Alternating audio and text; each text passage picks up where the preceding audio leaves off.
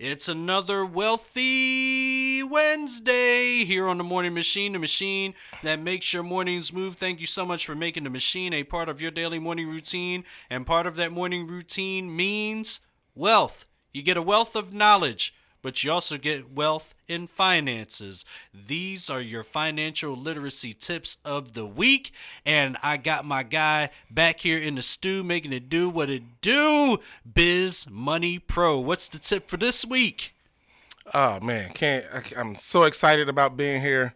The tip for this week, we're gonna go right into it. We're gonna go cash flow versus credit flow. Ooh, Uh, this is something that a lot of small business owners get confused, I heard. especially in the beginning of the journey. There's Facts. so much that we got to learn, but I can't wait to get into it. I know I'm ready. Y'all ready? We should be ready. Everybody out there in radio land should be ready. Let's get into it. Talk to them. Let's go. Let's go. So, one of the things about, let's say, you got your business up and running, you're now actually starting to make transactions, man, money is being, coming from your consumer to you, whether you are a B2B business or whether you're a business to consumer, you have something called cash flow. And then you also have, if you're lucky enough, credit flow. And the cash flow, of course, is, basically, very, exactly what it sounds like is the cash flowing, to your business, meaning like, the money you're making, the expenses you're paying, and then what's left over or whatever have you. And I will say that, for us, as a group at the Enhancement Group, we are really good at helping people with credit flow. And that basically means that, you'll have a period of time where in the midst of us, going through the originations, or putting together, your finance plan, you're borrowing on a borrowing strategy.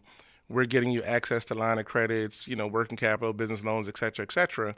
And now what happens is you go from, and especially when you're in the startup phase, let's just say you're a business to where, you're lucky enough, you're like, a year or 2 years in, so you're making maybe $200,000 a year. So that's roughly, about, $15,000 to $20,000 a month.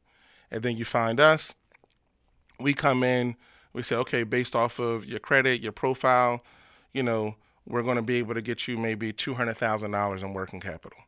And that $200,000 in working capital normally would come, in like a 30-day process, So literally there'll probably be a time of where after we take the initial information from you, any, financial documentation, et cetera, or not, and we do the submissions to the banks, there will probably be a period of, maybe 2 to 3 weeks in that 30-day time frame where you're funding, credit facilities, 10,000, 25,000, 50,000, that now, goes up to this $200,000 mark.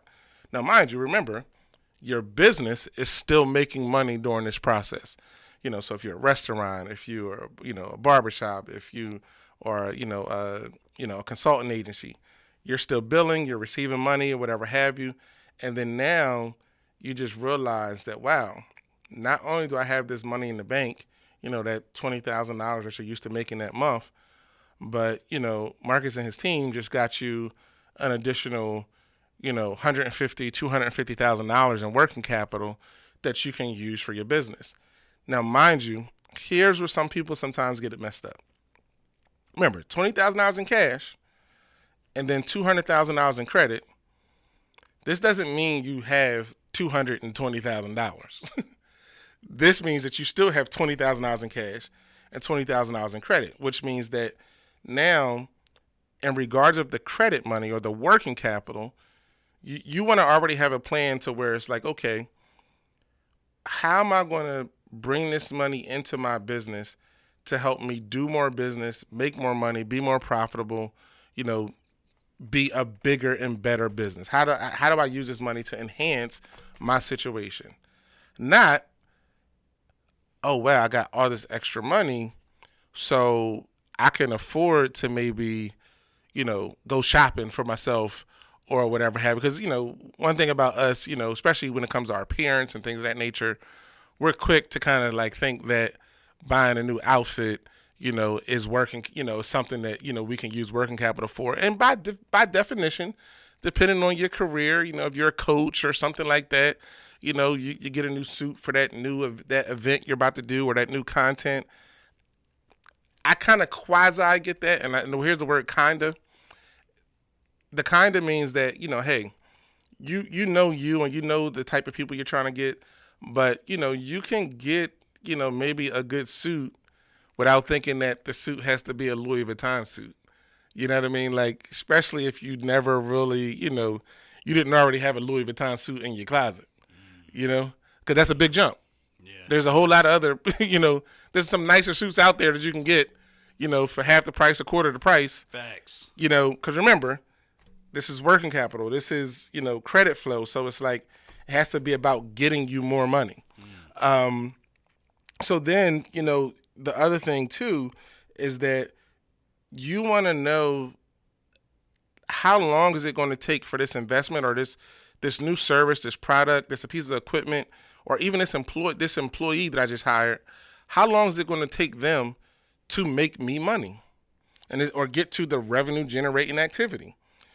So when you get this working capital, because you got to understand, the terms, of the working capital that you just received. Meaning, like, okay, if I use $25,000 of this $200,000 line of credit, how much is it going to cost me a month? What's my debt service? Because you got your investment, goes to the debt service, which goes to the sales process, which hopefully leads to profit. And that just means that the investment is the working capital. So the actual dollar amount of the working capital that you're going to use, let's say if it's $25,000 is going to cost me how much money per month. And on average, a lot of times how the line of credit facilities go, they're normally going to be somewhere between 1% to 2% of the used balance is going to be your payment. So if you use $25,000, 1% to 2% of that, you're looking at a monthly payment at somewhere around $250 to $500 a month. Now, mind you, I want to make something very, very clear. When the working capital is a line of credit, most of the line of credits are interest-only payments. So a good way to explain this, an interest-only payment means that this is almost like paying rent for your money. Meaning that $250 or $500 a month that you're paying, none of that is going to your principal balance. That's just basically what you're paying for having access to the money. So therefore, you want to know that when I put that money to work, it needs to be bringing me money back very quickly or within a period of time frame so that I don't have to now start digging into my pocket to make these payments, but the activity from the business is making a payment. So please remember that when you get working capital, when that cash flow, and credit flow, do not confuse it. Because I see a lot of people spending a lot of credit, and they're spending a lot of credit on activities that's not leading to them actually generating revenue. They're just doing all this bells and whistles stuff. And then by the time they get, they realize it, it's like, oh my God, now I got to pay all this, pay this monthly payment. And trust me, you and I both know, every 30 days happens so fast. Like, bro, like those 30-day cycles sure do come super fast. So definitely cash flow versus credit flow. When you get this working capital, put the money into something that's going to make you money, and know that time frame. Know your numbers. Know how much it costs per month to use that money, and how long is it going to take for you to get that revenue generating activity for your sales process and for your profit. Because you got to have what I like to call a stop loss, a dollar amount of saying, hey, when I get to this dollar amount, I got to stop what I'm doing, and I got to know my numbers to know, like, hey, do I have enough to keep going? Am I doing this the right way?